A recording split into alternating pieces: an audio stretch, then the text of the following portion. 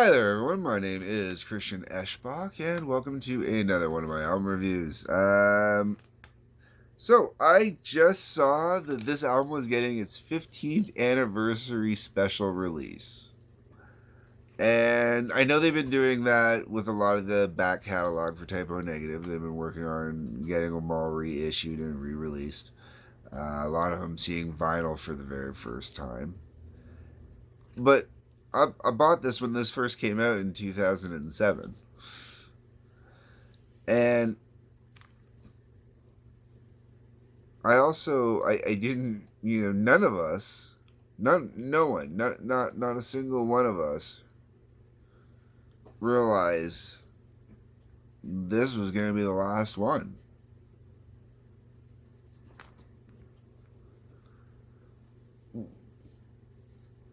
You know, it really kind of threw everybody for a loop when Peter Steele died. We honestly hoped and thought we were going to get more music again. Because unfortunately, there was always big gaps and breaks in between. And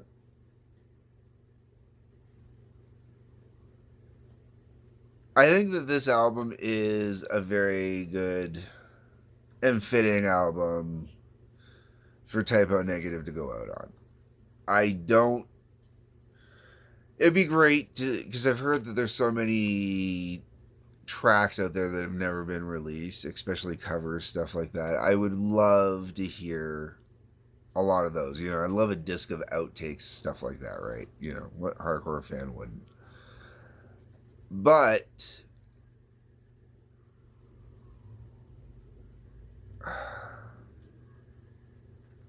really, this is not their best album. It's arguable where the best album is. But this is definitely a Typo Negative album through and through. This is an album that you definitely know that this is the same band that released Origin of the Feces.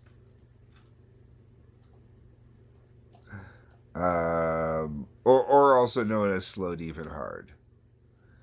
You know,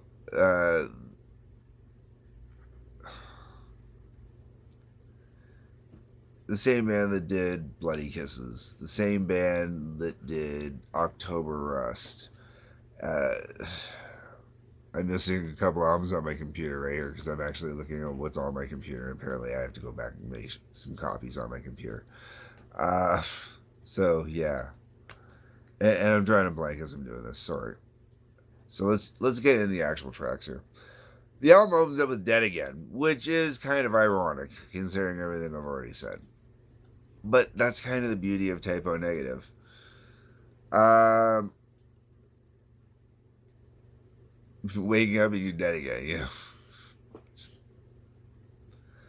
But it starts off in every way you'd expect. It's really, this is right away. This is so fast and heavy right off the bat that this is what really reminds you of the early days. When we're talking, the whole slow, deep, and hard, or some people Origin of the Feces. It depends on where you come in on that one. Um, but this is one that's got, except for the lyrical content, feels a lot more like, say, October Rusty. Okay, then we're gonna move on to Tripping a Blind Man. Tripping a Blind Man, this is just kind of one of those slower kind of groove. And it does. It's got this great kind of groove when you're going tripping a blind man, tripping a fool, tripping. It's great. One thing I love about Typo Negative is the length of songs. They were one of the bands that took advantage of CDs, capacity of CDs, and creating multi arrangement songs. So, it made it more complex in some ways, but in other ways made the longer songs feel like they were more broken up and enjoyable. I had a buddy who I had gotten into Typo Negative by making him a mix CD, and trying to figure out how to put together a best of what I would consider, the perfect introduction CD for Type O Negative. That was hard to do on one CD, let me tell you, man. And then I put it on there, and he came back later. He's like, dude, I was listening to this thing, and I thought it was in like 3 different songs. I go in there, it's still the same song. I'm like, what the hell? Because he normally, he was definitely like more of a punk guy. So he wasn't into the long, stuff, proggy, length, epic shit. Tripping a Blind Man was not something I put on that CD, but I had to make room for space. I don't even remember entirely what I put on there. Actually, I don't even think Tripping a Blind Man was out yet at that time when I made that CD for him. The Prophets of Doom. Oh, this one's a fun one. Definitely not a for everyone one, but this is a really good, fun song, man. I really dig this one, musically speaking, because it's got so many different parts and complexities and minutiae to it and everything like that. This is a great song about Prophets of Doom, man. It's just, yeah. September Sun. This is pretty typical Type O Negative.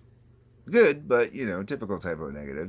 It's that thing that Peter Steele does oh so well. That longing, mourning, chicks, someone loving, heartbreak, whatever. September Sun, The Fall, very gothic. It's for all the goth chicks, baby. It's for all the goth chicks. All right, no, all right, yes, okay. Then we're on to Halloween in Heaven. It's Halloween in Heaven. Hey, Christmas in Heaven. Halloween in Heaven. Oh well, oh well. Great tune. Great. All right. These 3 things follows up Halloween in Heaven, and these 3 things for being 14 minutes and 19 seconds. You think it would leave a bigger impression than it does. It's one of those songs where I very much enjoy it when the album's playing. When it's not playing, I don't even think about it twice. That's followed up by She Burned Me Down. I really dig She Burned Me Down. This song is sexy. It's got a lot of sexy groove. And I don't mean sexy as in, because it's talking about a woman or anything like that. It's just the groove, the bass line's just got this great, oh yeah. Totally all set for the clubs, man. Go dancing with the goth chicks, looking like a sad little white boy as she's all like shaking her booty. Now you can't do that for the whole song, but it really is just kind of a great song. It really is enjoyable. Some Stupid Tomorrow is definitely back to more of that roots kind of heavy. Like there's heavy songs on this album. Like Halloween Heaven, Christmas Hell's got that kind of heavy, fast paced kind of vibe going on. Like I said, Dead Again also definitely reminds me more of the really early days.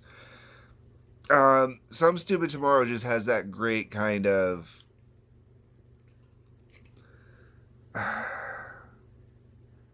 tribal punk kind of Great Depression vibe, sort of. Some stupid tomorrow, some stupid today. It works. It works. It sounds stupid, but it works. All right. An Ode to Locksmiths. I'm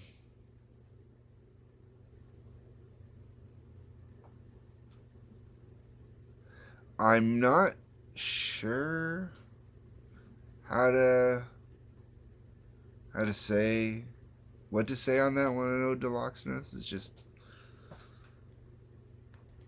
yeah. And then you've got Hail and Farewell to Britain to finish out this album. Now, when this album came out, I was This was the album that followed Life is Killing Me, if I remember correctly. And Life is Killing Me was this great album. Just like, I think Life is Killing Me might have been pinnacle Type O Negative. And this felt a little more regression to me. Because it really does have a lot of early Type O to me. Like, and when I say early Type O, I'm talking, this is like the first, Bloody Kisses and Slow Deep and Hard. That's really what I want to say. A lot of the inspiration on this particular album is, and it's great and it's fantastic, which makes it the perfect swan song to Type O Negative. And All Hail and Farewell to Britain really kind of encapsulates that whole thing. It when you listen to the song and you go through the whole vibe and everything that's going on like that, you don't get the same vibe of, this is going to be their last album kind of thing, but it really has that grandiose, cinematic, soul kind of drifting away vibe from, like, on the Great Plains during the battles or whatnot. And it really kind of brings out the feels in retrospect. Now, I haven't looked to see if they added bonus tracks or anything like that to the 15th anniversary edition. And I don't know if I'd go out of my way to pick this up on vinyl. To me, because Type O Negative came out on CD, to me that's what Type O Negative's always going to be, is a CD kind of band. 1991, first album gets released. 2007, last album gets released. That is the era of the compact disc. So for me, Type O Negative is definitely the compact disc. Or a mixtape, Even at this point, I was doing MP3s, so. But they always came off my compact discs, I always ripped my own copies. But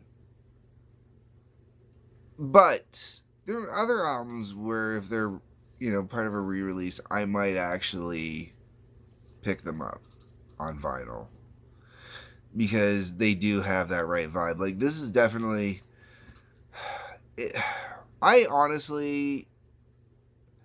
If I found it for the right price, I might pick it up. I know how pricey it is, which is why I'm not picking it up. Ooh, vinyl's expensive. I understand. I'm not complaining. It's got to be something really special for me to pick it up on vinyl. And if I'm going to pick up any Type O Negative album on vinyl, it's either going to be Bloody Kisses or Slow Deep and Hard. Not so Slow Deep and Hard, sorry. Apologies. It's going to be Bloody Kisses or Life is Killing Me. Those would be the first two albums I'd pick up on vinyl for Type O Negative. However, if you are just getting into Type O Negative, or you've never been into Type O Negative before, and you come across the 15th anniversary album, pick it up. Pick it up. If you don't own it already, pick it up. It is a really cool album, man. It definitely... For those goth, we're going back in an era where, goth is coming back again. I see it every day at school where I work. So, for all of you that are discovering goth for the first time, getting into goth, finally realizing that, some of your parents listen to cool freaking music, this isn't a bad album to pick up. Theoretically, they should have Bloody Kisses before this one. But, either way. Go check this out, folks. Those are my thoughts, my views, my opinions.